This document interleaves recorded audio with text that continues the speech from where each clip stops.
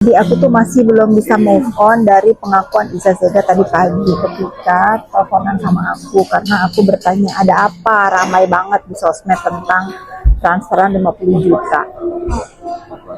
50 juta itu nama bagian ya, tapi ada lagi yang lebih tercengang, ada yang ngasih 250 juta, ada yang ngasih ratusan juta lah. Tapi pertanyaan aku ya, kalian-kalian ini ya, pada saat kalian mempunyai kepentingan untuk menunggangi Iza Zega pada saat dia onar waktu itu ya, terus begitu dia dalam masalah kalian lari semua. Aku tuh bener-bener ya, lillahi ta'ala baru tahu tadi pagi siapa aja namanya karena aku ancam Isa. Berarti selama ini kamu bohong sama aku. Aku memperhatikan kamu, di dalam sana ada yang kamu tutupi. Sebut siapa aja, disebut namanya semua. Kenapa aku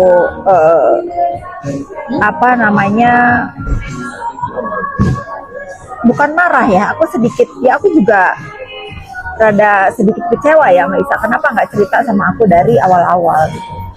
Nah tapi alasannya bisa aku terima karena dia bilang takut dimarahin sama aku kalau dia kasih tahu siapa-siapa aja yang waktu dia itu masih koar gitu pada ngasih uang jajan. Aku nggak tahu apa maksud kalian semua. Apakah sebaik itu kalian memberikan uang jajan ratusan juta, puluhan juta ke Iza Zega? Tapi pertanyaan aku adalah, kemana kalian di saat Iza Zega ini sekarang ada di tahanan ya?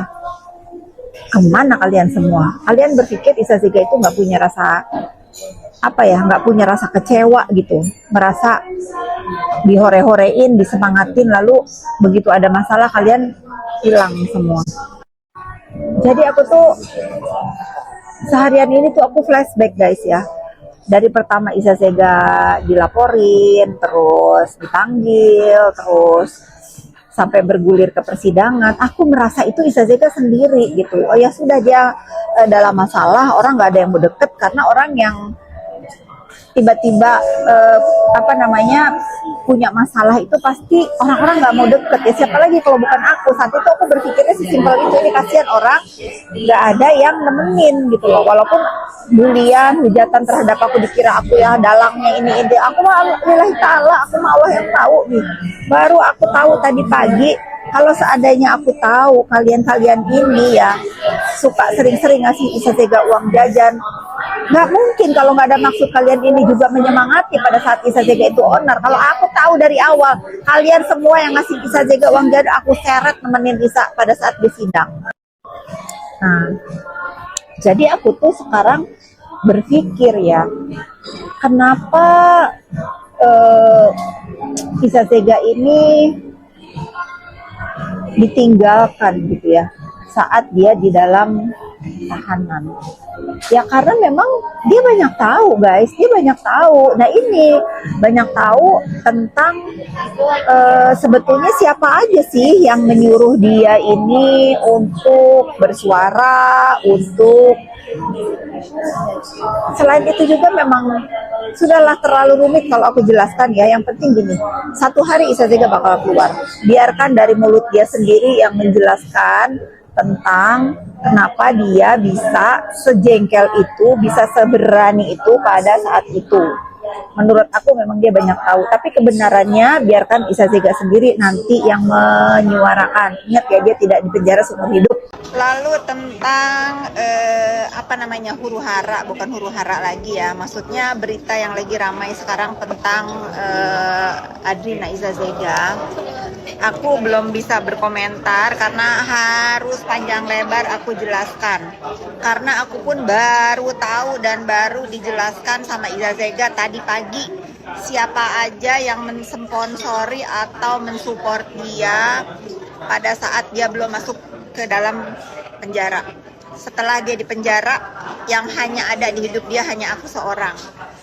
Aku orang satu-satunya yang tidak pernah mendukung atau menyuruh dia untuk onar. Akhirnya Tuhan bukakan, Allah Subhanahu wa Ta'ala bukakan.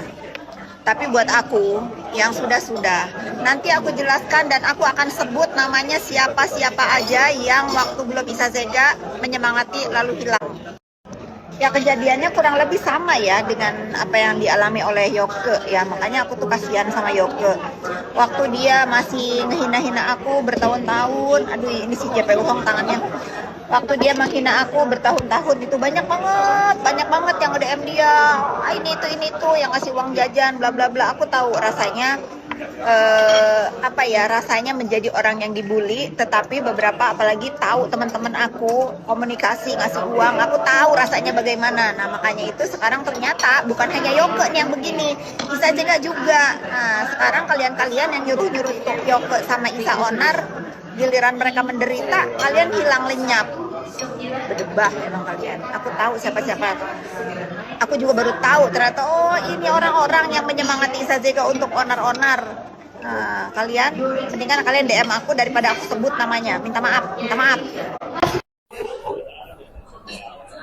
Akhirnya kalian yang suka seenaknya nuduh-nuduh aku, kenapa aku sangat memperhatikan Isa Zega, karena aku merasa dia ditinggalkan gitu loh. Aku gimana ya, kasihan gitu loh. Kalian dengar sendiri kan, nggak ada aku nih yang kalian framing ini itu suruh lah Isa Zega begini. Tidak pernah aku menyuruh Isa Zega membuli siapapun. Aku tuh bukan antipati terhadap teman-teman influencer yang menjadi pembela tim kubu A, B, C. Tapi yang aku nggak suka itu bullying. Kalau mau jadi tim pembela itu dengan narasi yang benar gitu, dengan narasi yang bisa mematahkan narasi dari kubu A. Narasinya begini-begini, jawab juga dengan narasi, bukan dengan bulian gitu. Nah itu baru keren. Kalau saling-saling bully itu enggak banget gitu loh. Itu yang aku pengen gitu, adu narasi. Oke, aku bisa contohkan ya. Ini contoh ya. Misalnya Dokter Andreas ya. Dokter Andreas itu yang kesannya itu seperti menyerang atau tidak mau lagi membela yang tadinya memang sama-sama sekubu nih untuk menumpas mafia skincare, untuk menumpas manusia yang harus paling bertanggung jawab atas hancurnya dunia skincare. Nah tiba-tiba kan sekarang kalian lihat begini ya, aku juga nggak bisa ngasih tahu dia, karena sebagai manusia Dokter Andreas pun punya rasa berhak kecewa juga. Kenapa begitu? Karena konon katanya kan bersahabat tuh sekarang sekubu sama si Bopeng Dakjal itu. Sementara Dokter Andreas ini kan kalian tahu sampai dikatain bokir, justiper dan lain-lain gitu ya. Dia berhak lah kecewa. Nomor 2 ya, Dokter Andreas itu bukan anak buahku. Dia berhak bersuara apapun, dan lagian make sense, menurut aku make sense. Alasannya kenapa kalau mau pembelaan dari aku Kak, dia mendukung orang yang jelas-jelas menghina harkat dan martabatku ya gitu. Kalau jangan serakah jadi orang itu alasan Dokter Andreas. Makanya aku pun menyarankan kalau memang pengen dibantah itu narasi-narasinya Dokter Andreas, pakai influencer yang bisa mematahkan narasinya Dokter Andreas, bukan saling bully. Ya ini kan awal-awal itu pendukungnya itu yang siapa-siapa itu, aku aja diserang-serang, yang tadinya aku nggak nyangka banget, yang udah masuk ke rumah aku suguhkan makan di meja makan aku dan keluarga, bisa-bisanya nyerang aku. Tapi aku mengerti karena lambung mereka kosong gitu. Kalau Dokter Andreas nggak bisa disamain ya. Liburan aku udah selesai guys. Di perjalanan aku lihat storynya Dokter Andreas. Emang harus begitu Dokter Andreas ya, kita harus membabat nih pejuang-pejuang lambung ini yang ngawur ya, apalagi si Duta Copet ini. Kalian jangan nggak kapok, udah banyak banget korban dari si Duta Copet ini ngejual info kesana kesini nggak ada yang benar gitu ya. Nah Duta Copet ya, jadi jangan, aku kan nggak sebut nama, itu orang-orang mention namaku. Masalah mobil Isa Zega itu receh, lu receh mau menggiring opini begitu. Dia beli sendiri, terus aku beli mobil itu, mau apa lu? Nah gue nggak suka mobil sedan, gue jual. Nggak ada dia dibayar-bayar sama orang untuk nyerang orang dengan apa tuh, bagan-bagan yang lu bikin pakai konfig lu itu. Udah nggak bisa ini. Kita tetap fokus kepada si Dakjal Bopeng ya, semangat.